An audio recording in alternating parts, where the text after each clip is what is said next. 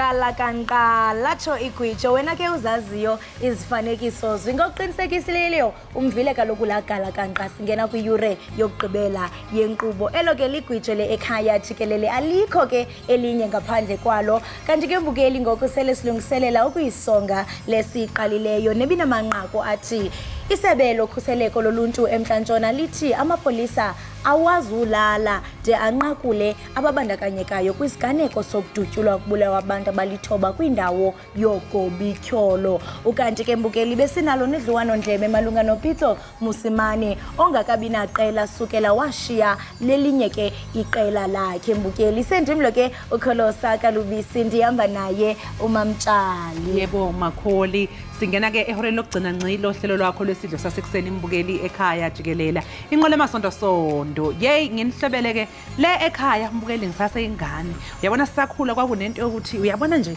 uma ungathatha itshe ulifaya phansi kolimi ha ngeke uzoshaywe ke itshe nje yilo nje lizokwenza ukuthi abazali bangishaye mangabe khona into yenzile. Hayi ngelinye ilanga nami ngithe ngonile ke mbukeli Ekhaya. Hey ngiqale sengiyesaba ukubuyela ekhaya ngithi hawe ma useshayile u5. Umama uthe nje ngingabuyi u5 eseshayile.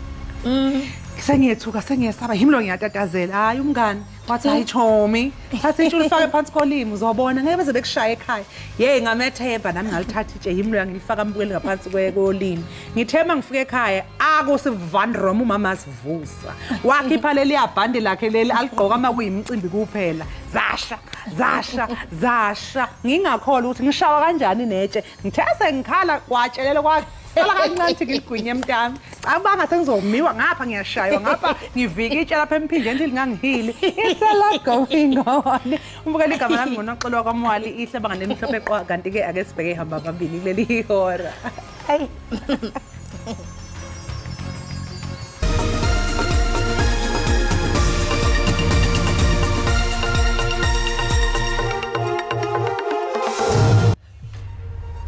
Kulindeleke ukuthi kuqhubeke kulalela kwesicelo seBailey kabafana amahungela obhekene nezinsolo zokubulala uthisha obefundisa kwesinye sezikole eGoli uKirsten Glades.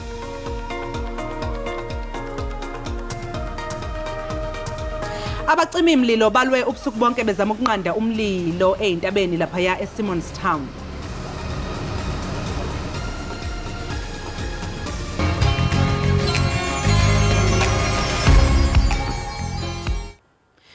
Izicelo zebail zamadoda amahlanu atyholwa ngokubandakanyeka ekutshisweni kwabantu eDiepsloot kumntla weRhawuti sizawuqhubeka kwinkundla kamantye eRandburg ngokulivala ingxoxo. Eli qela linethemba lokhululwa ngebail phambi kweKrismesi.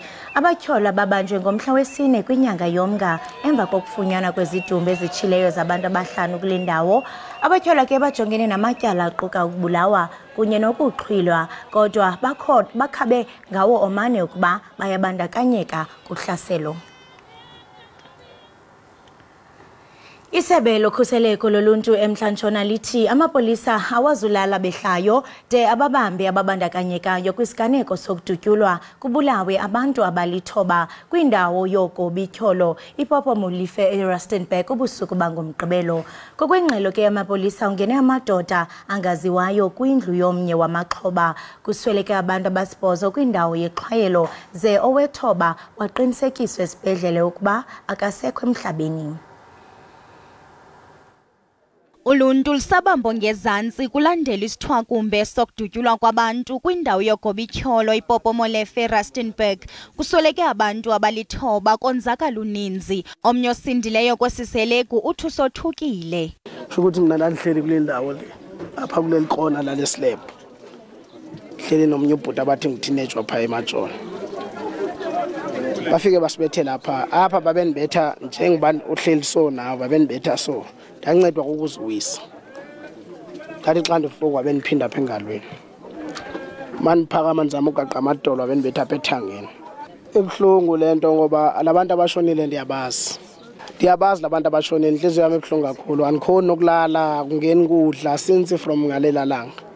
Abasemagunyeni bathi badibene nentsapho zamaxhoba baziqinisekisa ukuba abazokuphumla de kubanjwe abenzi bobubi.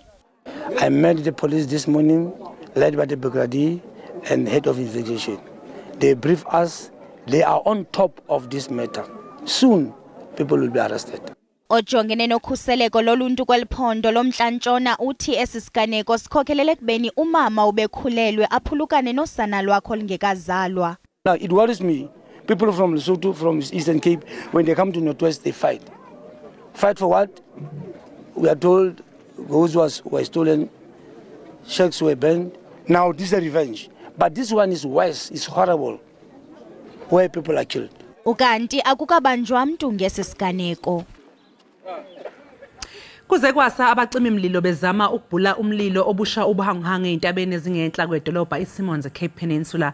Kukholakala ukuthi lo mlilo uqhubwe ngolwesibili kanti ubhebhezelwa umoya namandla uvunguza kuleya ndawo. Ithimba ke labacima imlilo belisebenzisa neindiza enophephelo emhlane ukuthi kucishwe lo mlilo uqinisekisa ukuthi uyalawuleka. Ngeshwa ke uphazamisekile lo msebenzi ngenxa ukuthi phela intuthu ebiqhamuka kulo mlilo ibingabekezeleleki. Kujutshwe ke abacima imlilo ababalelwa ekhulwini kanye nezimoto ezithwala amanzi eziyisikhombisa emzamo yokubhula lo mlilo kanti ke ivaliwe imigwaqo edlula ngakuleya ndawo kuhlasele kuyo amalangabi omlilo.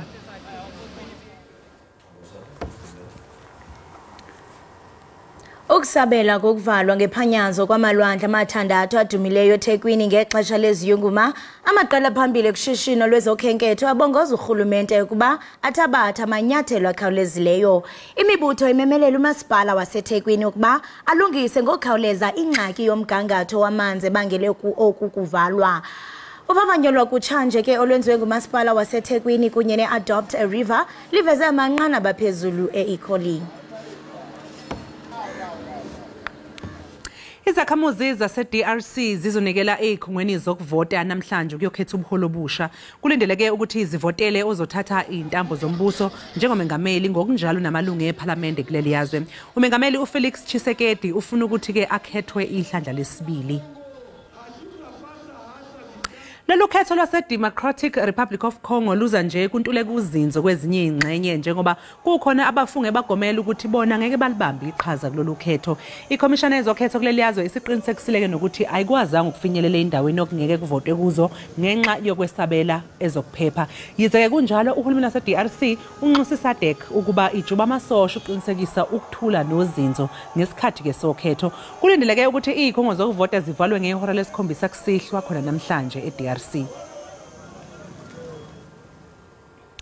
Umkhandlu dolobha weTheku uthi nakubalelwe ukuguquka izinga lokungcola kwamanzi ngenxa yendle emabhisha aseThekwini kepha ke awukhathazekile ngokuncipha kwesibalo seyivakashi ezotheleka kuleli dolobha kulesi sikhathi samaholide asehlobo. Kubikwa ukuthi angama-23 kwangama-27 amabhisha aseThekwini kanti ke ingxenye yeindawo zokubhukuda ama-swimming pool zona isavaliwe. Amabhisha aseThekwini adume ngobuhle nokufudumala alokhu ehehe njalo izinkumbi zabavakashi kepha ke izibalo eziquququkayo zobuzinga njalo lamanzi olwandle kwenza ukuthi lo masipala uvale amanye amabhishi okuholela ekutheni kube khona umthelelo omubi emabhizinisini agudle ulwandle. The residents are very wary of coming down to the beach, and it's sad because they don't know all the information. They see the results being published that the Ekhaya levels are really high, and immediately they decide they're not coming down to the beach. Imeya yaseThekwini uMxolisi Khawunda uthi angu-23 amabhishi kwangu-27 asebenzayo ethi isimo sangaphambilini sokungcola kolwandle ngeke siphazamise ezokuvakasha. Siyawavula wonke amabhishi ethu ama-result positive and amaningi alawa avaliwe akuwona amabhishi okubhukuda. Akhona nje ambalwa kodwa amaningi akuwona okubhukuda. Ingakho kubalekile ukuthi siqhubeke nohlelo lwenza lokulungisa inqalasizinda ngoba selitshala izithelo sizitshalile kulona seziyabonakala ukuthi sivele obala manje ukuthi umsebenzi esawenza makudlula ikhukhula sewuqalile ukuthi ulethe imbiko emihle. Umasipala unxuse laba abazobhukuda ukuba baqikelele ukuphepha kwabo ngokuthi babhukude la khona abahlengi. Ivakashi lokhu ithutheleke njalo emabhishi. Isimo samanzi siright njengokujwayelekile akukho kutheni. Amanzi asolwandle afudumele size nje sizoenjoya ama-holiday wethu. Iphathimandla zithi indawo zokubhukuda ingane zizovulwa kule mpela sonto. Eyindabeni za SABC nginguvusi Khumalo eThekwini. Phantse ibe yi-2.6 million yabakhenkethi abangene kumazibuko eli ukuqala ngenyanga kaNovemba walonyaka. Akuke kudizwe iziko lenkcukacha-manani phezolo. Ezi nkcukacha ke zibonisa ukuba kukho utshintsho oluncumisayo kwinyanga kaNovemba xa kuthelekiswa nonyaka ophelileyo. Kukwabonakala ke ukuba lehlile inani labemi beli abandwendwela amanye amazwe. Wehlile umthamo wokufika nokuhamba kwabemi beli loMzantsi Afrika, kodwa unyukile ngokuncumisayo owabantu bamanye amazwe abahambela kweli ngoNovemba xa kuthelekiswa nalonyaka ophelileyo. Izigidi ezibini kwabo barekhodiweyo ngabemi bamazwe angaphandle, ngelixa abahambi abayi-647,000 ingabomzantsi Afrika.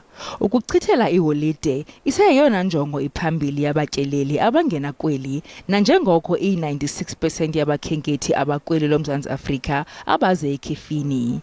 Amanani akwabonisa ukuba kukho abatyeleli abaninzi abathi bachithe ubusuku kuneendwendwe ezihlala usuku olunye. Most of our foreign tourists are here for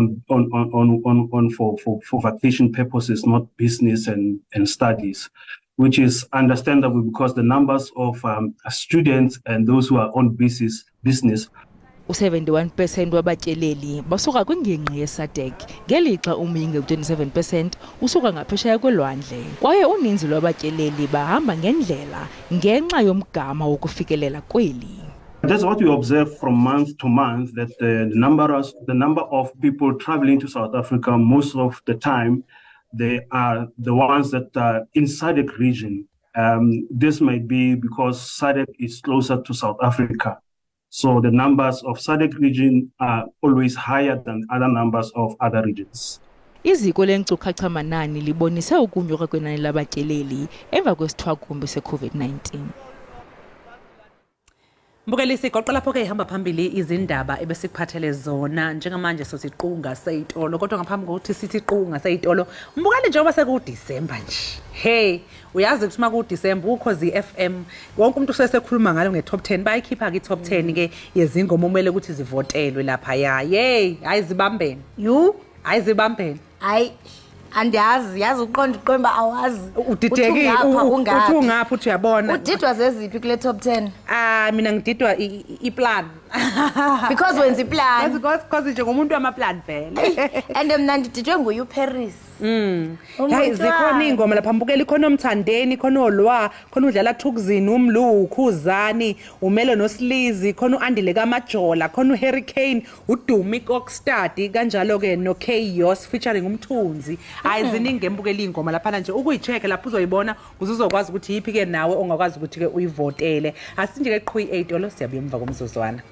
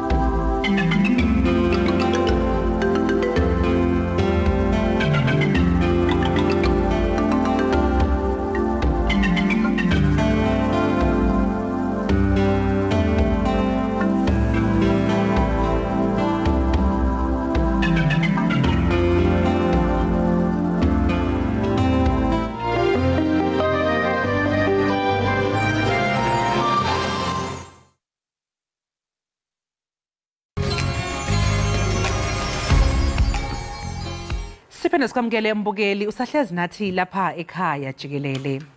Kuqheleka ihlathi mbukeli kweminye imindeni yasempendle esifundazweni KwaZulu-Natal njengoba phela usheshe wafika uKhisimusi kwazise phela kunabantu okufaka phakathi asebekhulile abazothola izipho izinto zasendlini ezobasiza ukuthi khebela bawudle kamnandi uKhisimusi wabo. Lokho ke mbukeli kwenziwe umnyango wezolimo esifundazweni KwaZulu-Natal. Njengamanje ke sixhumana ngohlelo lweZoom nowengameli lomnyango umhlonishwa uSupha Zuma. Umhlonishwa uZuma asikubingelela sikwamukele ke lapha ohlelweni ekhaya Jikelele. Sibonge kakhulu ngesikhathi sakho. Angibingelele kuwena msakazi ngibingelele nababukeli bonke. Ngaphambi nje kokuthi singene emsebenzini omuhleni wenzayo njengoba kuyisikhathi lesama holiday mhlonishwa bengicela nje ukuthi ke siqale lapha odabeni lokubheduka kwesifo samarabi esifundazweni siyazi ukuthi sizwile kwathiwa sibhedukile isifo samarabi ingabe nje nibhekana kanjani ke nina nalokho? Sinenhlelo eziningi sewumnyango bhekana kakhulu nalesi sifo samarabi. Lapho nasibuzela imphakathi ukuthi ihambe yobhomela izinja namakati sithi lesi sifo silula kakhulu ukuthi nesivimbeke kodwa siyinkinga kakhulu masize sangena inja yazaluma umuntu ngoba ikati la kodwa umuntu so okuyivimba lesi sifo ukuthi sidlulele kubantu ukuthi abantu bathathe izinja zawo namakati abo bahambe bayogoma ukuthi singakwazi ukudlulela uma nje inje ibhonyiwe uma ikati libhonyiwe ngeke sikwazi ukuthi sibe khona lesi sifo iloko esikutelayo sikuzele emphakathi sesibonga ukuthi kukhona nabanye ama NGOs akafuna ukuthi partnership nathi ukuthi siyolekelela dedele odokotela bethu bahambe bayolekelela ukuthi jove izinja sibe ingxenye babe ingxenye yokusiza lo mphakathi efuna ukulekelela lesi sifo lesi iloko esikushoyo ukuthi abantu abakhipha izinja zabo bakhipha amakati abo bazi ukuthi siyokhona bazi ukuthi ayobona umkhaya. Yebo umhlonishwa cha ke siyezwa ke ukuthi ke nizobe nimatasa ke namhlanje sicela nje ukuthi uchazele umbukeli ekhaya ukuthi kwenzakalani nizobe nenzani namhlanje.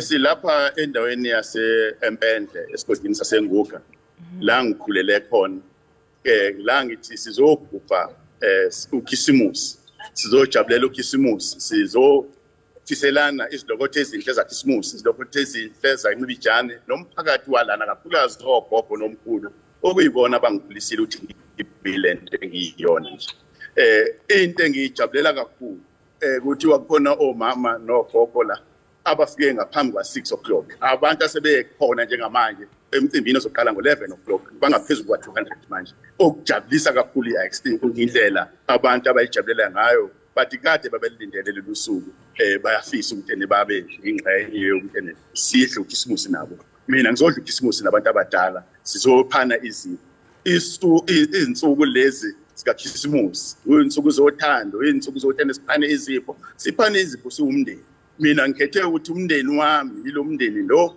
womphakathi wala Empendle kulesi esigodini zonke zala ezakhele impendle ukuthi ngizokuba nawo loKhisimusi ngidle nawo uKhisimusi babe ingxenye yomndeni singaqali ke sike sakwenza kodwa ngibona ukuthi kulokhu njengasengongqoshe nje sikukhuphule kakhulu nendlela abantu abeza ngayo sibukuthi bazosihlala into engiyijabulele kakhulu masenze kakhulu lolu hlelo ukuthi bavumelana savumelana ukuthi akekho umuntu ozophuma engaphethe ngisho babe baningi kangakanani kodwa sikwazi ukuthi sihlele kahle sizosulelane kahle umuntu aphume uphethe uKhisimusi akwazi ukuthi ayo nabantwana ekhaya bayodla nabantwana ekhaya. Yebo mhlonishwa njengoba nguzwa kuphawula udaba lokuthi cha akusikho kokuqala nenza lokhu ngabe lokhu into eniyenza mhlawumbe eminyaka yonke sebeze bakunikeze bona msakazi usuku ngoba bayazi ukuthi nje kusukela phakathi kuwa mhla ka21 no22 no23 silikade kudala nje sibhatanisa sihlanganisa silekelelana kodwa namhlanje sesikwenza kahle sesikwenza nawo siwuhulumeni ukuthi hayi uKhisimusi wami engabe ngithi ngihambile nami ngiyothatha ngiyema holiday kodwa ngakhetha ukuthi ama holiday ami ngibe nawo nalomphakathi wala ngiqhubeke kuloko esasikwenza kade beze batsho nje abanye sixoxa nabo ukuthi bebecabanga ukuthi njengamanje ngeke sakwazi ukuthi siqhubeke sikwenze ngoba phela sengikulesi sesinye isigaba kodwa bekubonga nje kakhulu ukuthi siyaqhubeka nalesi simo la sithi khona sidla ndawonye sisabelana ndawonye siselana isilokothe izinto zaKrismus siselana ukuthi singene kahle onyakeni omusha. Ungathini nje ke Mhlonishwa ugqugquzela abantu ke basesifundazweni ukuthi balime babe nezivande zabe emakhaya ukuze phela kuxoshwe ikati eziko. Ibaluleke kakhulu lento oyishoyo umsakazi ukuthi uma kuthiwa wonke umuntu ulimile wonke umuntu unengadi ayitshalile awukho umuzi engathiwa kulalwa khona kungadliwe khona. Uma sifuna siqeda indlala la kwaZulu Natal ingakho nje sigcizelela ukuthi wonke umuzi awube nesitshalo ezitshalile ingakho sikade impini ngesonto elidlula ade ngine nabanye abafundisi lapha esoba bengibizile la sithi khona nabafundisi emasontweni nengadi ukuze abazalwane abaphuma ekhaya bengadlile baphume esontweni bacele umfundisi ayisicela ukuthi sike na imfino sikwazi ukuthi siyodla nabantwana bethu lapho sifuna ukuhlasela ngazonke sohlasela ukuthi umuzi nomuzi ube nengadi isonto nesonto libe nengadi isikole nesikole sibe nengadi ikliniki ibe nengadi kungabikho isakhiwo sahulumeni esingenayo ingadi ukuze umphakathi olambile umphakathi onhlwempu umphakathi oswele uthi uma ngabe ubona ukuthi uyofuna usizo isakhiwo sohulumeni kodwa ukuphinde ukwazi ukuthi unqampule okuthize bakwazi ukuyopheka emakhaya abantu sobe siyiqedileke indaba kwaZulu Natal. Mhlonishwa sasiphetha nje ke ngabe uthini umyalezo wenu kulabo Nkosi yami abadla imbuya ngothi abangazi nje ukuthi bazothatha ini bayihlanganise nani kulesi sikhathi samaholiday kaChristmas?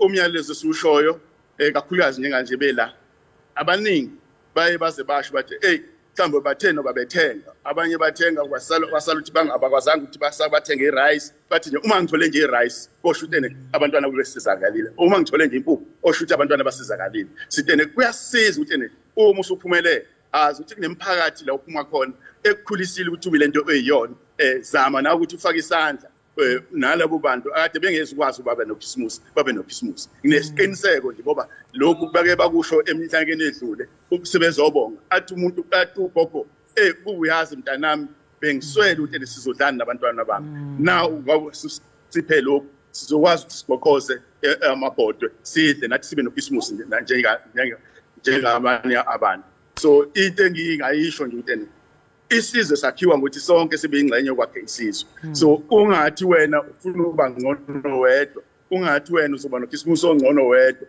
enza ukuthi nabanye laba abangathatha entweni ulekelele ukuthi bakwazi ukuthi babe noChristmas omuhle isikhathi esincane lesi unyaka wonke usukathi usijabulisa kodwa ukuthi isikhathi esincane ukwazi nokuthi ujabulise nabanye. Sibonga kakhulu ke Mhlonishwa ngesikhathi sakho niqhubeke nje nomsebenzi omuhle sethemba ogogo nomkhulu ke bazoyijabulela Nkosi yami izipho zabo lezi ke nibaphathele zona nibe nje nosuku oluhle.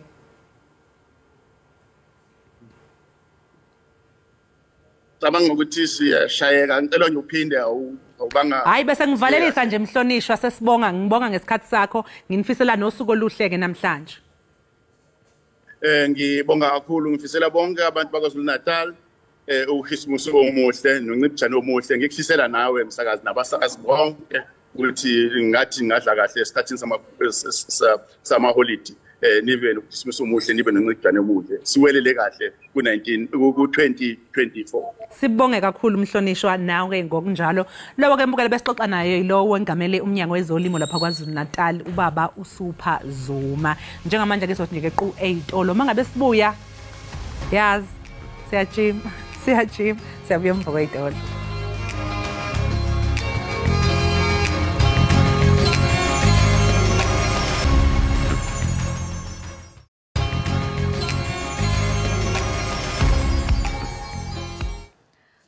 Enkosi ngokuhlala nathi nisasibukele apha ekhaya jikelele kanti ngoku singena kwixesha lokuzivocavoca. I-intense fitness training ke ibandakanya ukuzilolonga ngendlela enzima kwaye ke iseshoni zoluhlobo zokuzilolonga zisoloko zibandakanya ukuzivocavoca okumandla. Amaxesha ke amafutshane okuphumla kenjongo ke ezijoliswe ekunyuseni izinga lokubetha kwenhliziyo nasekuphuculeni amandla. Ava ke e-studio sinoThabo Nonganga ongumqeqeshi wokuzilolonga e-fitness trainer ke ukutsho kodwa ke uhamba nogxa wakhe bazawuthi ke ekuhambeni kwexesha basibonise le intense fitness ba ihamba kanjani. Thabo masikubulise sikwamkele. Mola sisinjani? Siyaphila Nkosi. Siyaphila nami. He kuthiwa intense kaloku sazithina nje. Intense training fitness kasixelele banzi tobana ibandakanya ntoni nje? Oh, intense training ne ibandakanya like umzimba wonke. It's not only like maybe senze umlenze only or senze stomach only, so ibandakanya umzimba wonke so that noba like maybe let's say because when you train like I read mainly we diet. So our intense like 15 minutes like intense, we don't stop. Yo. So you sweat there. That's why like your muscle need to like flow. You. So I mean, so even ne breaks or tata kusho ukuthi nje zimfishane because go intense. Yeah, zimfishane breaks like some maybe 20 seconds and then 45 seconds you do your intense. And then isebenza izixhobo when you do intense fitness. Or intense fitness, you can do anything. We can also do like outside the gym without like equipment. We can also do like a body weight as well. So ndifuna uqonda xa kuzothiwa intense that is usebenza ngamandla, that is ibamdla mhlambe wenza skipping rope usenza like ngesantya esiphezuleyo like ikwenzeka kanjani? No, intense like it's a fitness, like it's exercise after exercise after exercise. So you don't get like too much rest. That's why I say like you just get like 20 seconds just to breathe. But that 20 seconds is not like maybe we do like 5 exercises and then we give you that 20 exercises, like that 5 seconds, that 20 seconds. Okay, ndiyaqonda ubana ngumqeqeshi so abantu bayeza kuwe. So koluhlobo lwe fitness ndiyathanda into bana for beginners umuntu mhlambe oqala nami uzobe eqala ufika exposed and ngoku uzobe ekhathele ekhefuzela niqubisana njani? How do you make sure that umuntu uyayiachieve lo intense training abesandulo fika nofika? Oh, we do have a program for abantu abafikayo because of yazi muzibamele baby step, otherwise uzovela abaleke umuntu. So simthi nje chu kancinci nje simcingele ifana nento kubana like there's a program like in the different people like ngeke sithi like umuntu osandozifikela nje onomzimba omkhulu and then simdimanise nawe nje yabo ndiyabahlula so that bakwazi nabo ukungena kancinci pha ku fitness bangazobaleka bathi hayi wenza kakhulu ngoku asafuni ndibonile hayi ndiyafuna uqonda because ibalekile lento ethethayo into bana uyajonga imizima yabantu ngokwahluka kwayo and then kube ne programs ezikhona ezizolungela ne fitness goals endizifunayo. Ndiyafuna ke ngoku iqonda into bana ukuthintela njani ukwenzekala because I mean if uzawungena from one exercise to the other usebenzisa le ukuthintela njani uqinisekisa into bana you are not injured kwaye ke nomuntu mhlawumbe esizothi banezigulo ezithile like high blood nenhliziyo mhlawumbe umuntu inhliziyo ngoku izawubetha ngesantya esiphezuleyo wenza njani ukuthintela zonke ezo zinto? Oh yeah,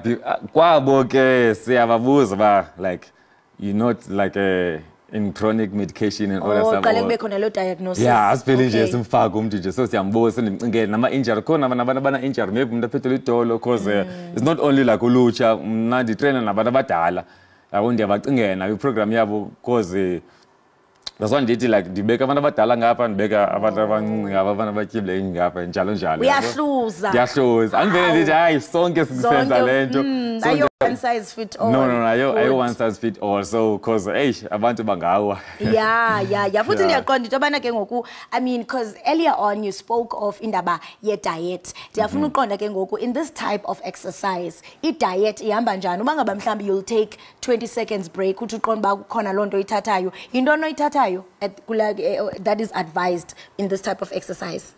In this type of exercise is like okay, there are like products that you can take, the natural product that you can take. So we take like CR7 that is gonna give you more power, more energy, and hydrate as well. Energy drink. Yes, it's like an energy drink. No, that one is it's just for energy and then give you a hydrate. Especially if now man's like because obviously, so we give you that thing. Hey, go hectic. Energy. Go hectic. Go hectic. And I mean, eyona nto ingamandla kwi-gym is staying motivated. Yes, stay ungaqala motivated. mhlambe uthi okay ndiyaqala uqale Monday, Tuesday, Wednesday. Xa kufika uThursday, no, ubani uzikrwempa intloko. Wenza njani uqinisekisa into yobana abantu abaza kuwe they stay motivated even now kunguDecember because abanye bajonge into yobana baye kwiholide and siyaqonda ke uDecember unento ezininzi umuntu uthi hayi sayibona ngoJanuary. Ubenza njani ba umuntu ahlale emotivated? Oh yeah, okay, first of all, like abantu xa beqala ugym like beza kum, I make them to fall in love With you? No, Oh. with gym. No, but ngumqeqeshi. Yeah, I make them to fall in love on the lifestyle. Okay. You see? And because if you like you don't like this thing, just that maybe udoctor ukuthumela ba hamba gym, uzo gym kumba hayi man ndiyeke. Yeah. So you need to fall in love with this lifestyle, get gym, and then we also have like the group that we have to motivate them, to send like the motivation, to send like the diet, you see, because I also have like the challenges as well that we do, like for diet, for everything that I guide them, because if I can't say like, okay, let's go to the gym, and then okay guys, I'll see you tomorrow, and then that's all. So I guide them all the time, like because of we have a group. We just finished our challenge now on the 15th, since we started like October, I think, yeah, end of October. So now and 15th January, we started another one for 2 months. So they don't have that time or go to, okay, no, I'm done with the diet. Now we just break the challenge. Okay, we can eat everything. And speaking of challenges, ndiyaqonda bana njengokuba kunguDecember, zeziphi inkqubo enizaba nazo mhlambe kulo December? Okay, as from now, like sibuye gymini ngoku. Even though like break the challenge yethu, but we still, because January, when you come back like from the holidays, I'm gonna kill you. If you're unfit, I'm gonna take off like everything. Like like throughout these 2 weeks, because December is just 2 weeks. Yeah, I'm detox. So that's why like because I tell them if you unfit. So that's why they keep on like training. Even if Ekhaya, they need to wake up in the morning, they need to run, do some exercises, because we also have like online exercises like on Zoom. So we train also like people there. Into ethi jonga ubabambe ngobhongwane umuntu uzawucinga noba hey ithi namhlanje ndithini acinga ba yo uJanuary isibhaxo sizawukhala emntwaneni umhle kakhulu umsebenzi wakho we fitness andikwazi into bana ndilinde ingasike nami ndijoine kodwa ngoJanuary ndenza isibhambathisi ngobana hayi ngoku man masike sithi nje kancinci kodwa ngoJanuary ndiyangena nizasibonisa ke nithethe nababukeli bethu nabo benze lento abazawuyenza mhlambe nabo bazaba motivated othi mhlambe anikakaqali. Thank you so much for into bani benathi. Okay, awamkelekile. Iqonga lelenu ke mayitshe. Okay. Okay, siqala warm up ne.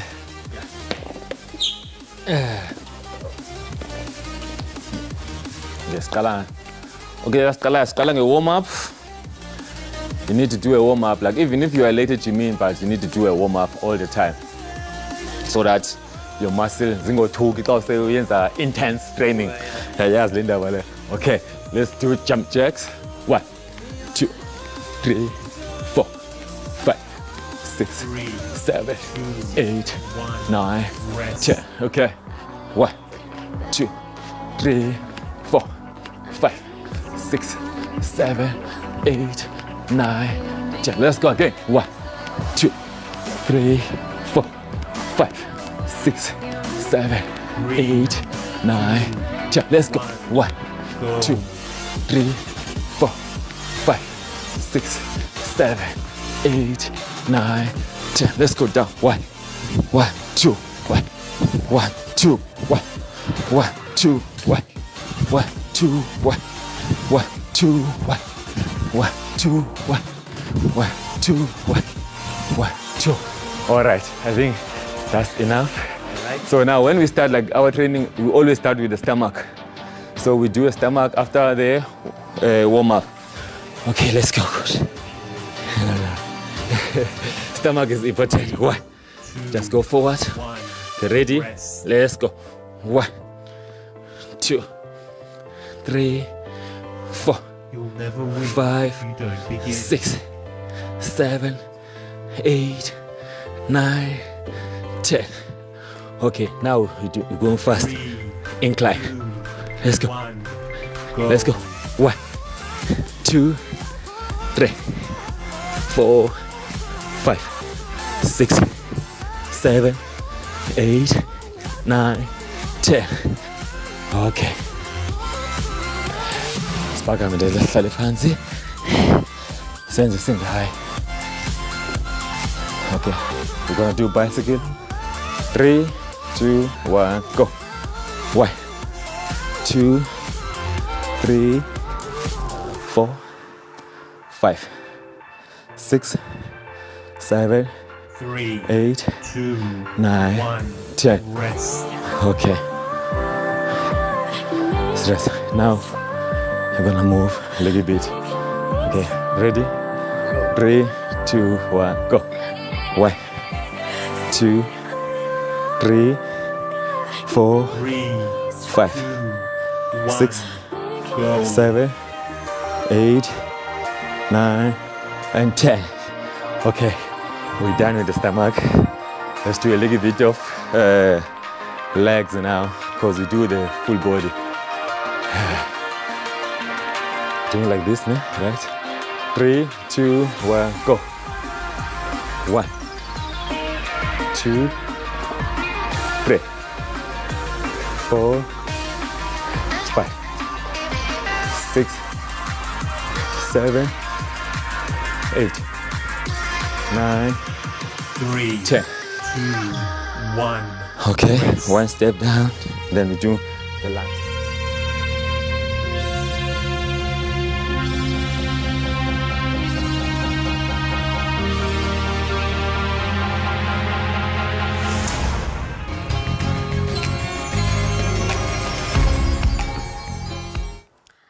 Sibambe ngazibini mbukeli usasibukele kaloku apha kwinkqubo ithanda kunene ekhaya jikelele sikhahlele kaloku kubabukeli bethu be-SABC lihaye njengoko ke oomatshini abaqeleqele besiya bekwazi ukwenza imisebenzi yabantu yezandla imisebenzi edinga ingqondo yomntu iyancipha nangona ke kodwa oomatshini abaqeleqele besenza umsebenzi lula ingaba lijonge kanjani ikamva lawo kuxovu labanzi ke lomba sikrwece oba ke ngahlatswayo osuka kwinkampani yobuxhakaxhaka bale mihla C4IR. Obake ngimasikubulisa sikwamkele enkqubeni unjani? Ngiyaphila njani wena sisi? Ndiyaphila nami. Yabona xa kuthethwa nge-artificial intelligence khona abantu ababamba inhliziyo bathi yo yaphela imisebenzi yethu. Just last week beninodliwanondlebe nomnye ubhuti osebenza kwiphepha lamaphephandaba esithi into bana hey imisebenzi iyaphela because ngoku kuyabonakala into bana they are moving digitally. Ndiyafuna uqonda into bana ngokoluvo lwakho usuka kwinkampani yobuxhakaxhaka bale mihla le nxalabo ngenene abantu ivalid inxalabo zabantu. Ama concerns abantu are valid in any way. However, ukuthi kumele into ekumele siyazi esabantu is ukuthi kunezinto that are happening within the technology, and this is not the first evolution that has happened. I mean, we've had revolutions from technology revolution 1, 2, 3. Manje we on the 4th industrial revolution. So in reality, good yes, ama concerns anjalo, they should be there. But into ekumele embrace is with every revolution ever corner, there's always the pros and the cons yakhona. So maybe if singaba empowered and understand better what are the pros and cons, the 4th industrial revolution, then we can embrace it and accept it better. I'll give you example A1. I mean, when the first industrial revolution happened, there was a lot of job changes that happened. And that within those, there was also job opportunities amaning that were created and were made available to Bantu Bagit. Which one thing that we should know about technology, it's not intended to teach themselves abantu. However, technology is just intended to enhance how people do work, how efficient they can be, and how safe they can be in the same space. But imisebenzi yophela because I mean, if you look up in South Africa, zikhona ezinye ivenkile ofumanisa into bana sekukhona i-robot ezinceda abantu ufumanise ngoku into yokubana nenani nabantu abangaphakathi eshop alisafani nakuqala because uyafika kube yi-self-service. Ndiyafuna uqonda into yobana kwezi zinto nezi-innovations zizayo ze-technology ingaba thina singumzantsi Afrika how far xa kuziwa kwezi zinto? I-reality ukuthi njengoba usho ukuthi i-concern ukuthi imisebenzi yaphela, however asibonga futhi ukuthi kunemisebenzi emisha enzakalayo. So there's something that we're not looking into. That's why kuthiwa manje, even if imisebenzi lebe yenziwa before in a certain way, khona manje still happening, but there's just improvements lapho nalapho that can also have abantu balapho. When it comes to I would say readiness in South Africa and Africa as a whole for adoption of technology, we are not at the scale that we would love to be when it comes to the world. However, we have made the progress towards that. There is ways and things that we have done to advance the technology. I mean, if you go to the mining industry, for argument's sake, kunemsebenzi like you know that there's a very risky for abantu ukuthi basebenze khona. But this AI and the technology ikwazile ukuthi change and prevent abantu ukuthi bashonele emigodini because of the use of technology. So we should not take technology as something ekumele ukuthi ithathe from thina, but we should use that as a tool to an end. So it should be a means to an end, not necessarily something that really supposed to take away from everybody else and all the jobs that are available. As much as you can say, which you look at initially, we had abantu beku typist. Yes. No, if you had to type your assignment, CV or report, you had to type to somebody else. But with technology, you can use your phone, you can use your smartphone, you can use your tablet, you can use your laptop to do that particular job. Not that one person has lost their job, but there's also a lot of people who are enabled to can do this and be self-sufficient out of it. So we should always know it's a double-edged sword. Yes, I agree. But there's always I think there's more positives that outweighs negatives. But if we can teach our people and inform our people, then we can embrace the technology more. And speaking of informing uluntu, because I believe that ngeyona ndlela ezawukwazi into yobana ibridge this gap, because xa uthi into yobana we must embrace it because iza nezinto ezipositive. Ndiyacinga ke ngoku in the affected industries already uba ngaba ungumsebenzi kweli xesha looking at the future of the artificial intelligence, ingaba mhlawumbe uzibeka phi okanye uziphucula njani uqinisekisa into yokubana should a come time apho kuzawuthwa now we are moving kwi-AI okanye kwi-4AR uzilungiselela njani ngeli xesha? There's a lot of courses that are available even online. I mean, we've learned from COVID. Now the world becomes one thing, irrespective of whether you are in the global north or in the global south. So COVID has taught us we could do work sisebenze emakhaya when people thought that you could not do anything else sisebenze ekhaya. You needed to be physically in a building that's built with brick and mortar, but that's not necessarily the case. So all that as we find out what is it that is available, how can we equip ourselves to go? I mean, there's a new say that says data is the new gold these days. Because of data now, it's something that can be used lucratively and it can even change economies of the countries or even the world. Now, if we all try to say what role can we play, what is it that can we learn in that space, in a better space. Look, if you now that with data, for example, that I've made, there is also other jobs that are coming out. There was never a big issue when it came to cybersecurity. But cybersecurity these days is another lucrative opportunity available. The opportunity for Tina is to say, if there was no skills that were available to serve Kuleso space, that means there's more opportunities for people to can go through those. That's one of the examples as available. But even if you go to machine learning today, I mean, machine learning is also dependent on AI to program these algorithms. So if people go into those spaces and try to say, and be able to contribute towards the moving world, then the reality we cannot, as South Africa, distance ourselves from these technology changes. Let's embrace it because of the world is a direction. The only thing that I would suggest is that we should not take it as the way it's happening within the global north and then want to embrace it like that. Let's implement it in a way that it can support us and enhance us. The fact that in South Africa we've got one of the highest unemployment rate in the world. It cannot say that you're replacing a computer or a robot. But what we're saying is being in South Africa and being in that space, we need to say how do we then make it to be efficient, effective, and they should be safer when they are performing a task. safety. And I mean, that's because the present innovations, they seem to be accelerating really in a fast-paced manner. And but I'm glad that we are what opportunities are available for anyone who wants to pursue artificial intelligence. Ndiyavuya into bana uye wasiqobisela ke kubabukeli into bana ngawaphi amathuba akhona. Ekukhona nenxalabo yokuba ukuba khona kwaye artificial intelligence ungaba khona mhlawumbe ukusasazeka kwezinto ezingekho kwinyani kumakhasi onxibelelwano. Ndiyathanda ke ngoku into bana us-outline into bana umbukeli ekhaya zeziphi mhlawumbe izinto azokwazi ukuqinisekisa into bana lena into it's fake, lena into inyani. What are the pros and cons? Yeah, in reality, let's also not take it as if fake news are only coming now because there's a technology. Fake news have always been there. Now, there's things that may look to it's when you receive any other news, you must do your own due diligence.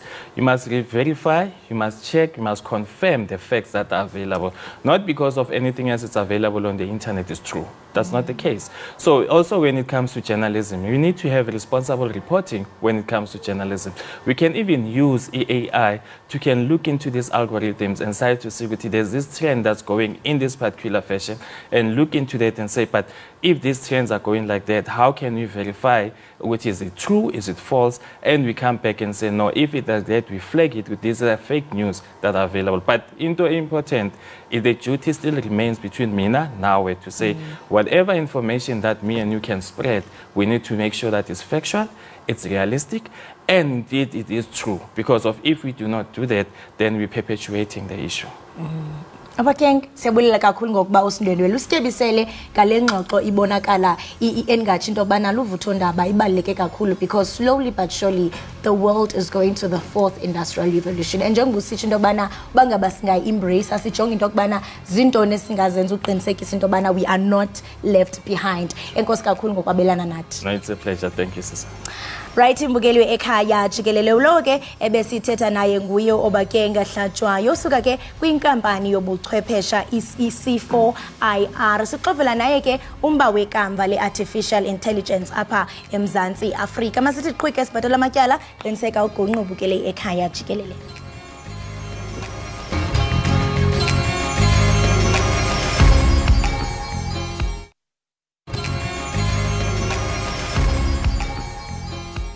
Mbukeli sasifike ekupheleni kohlelo lethu ekhaya Jikelele sibonge kakhulu ngokusimhlanganyele kanye ngathi.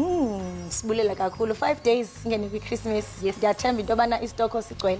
Gcwele ifridge. Gcwele ifridge. Ilinde nje mina nezandla zami ngenza into zakhona. Hayi ke mbukeli sikuphekele nayo inkqubo namhlanje sibambe ngazibini ngokubani siqhatha sikhona ke ngomso ngensimbi efanayo sinithanda ngothando olungaka ngathi lulwandle kamnandi.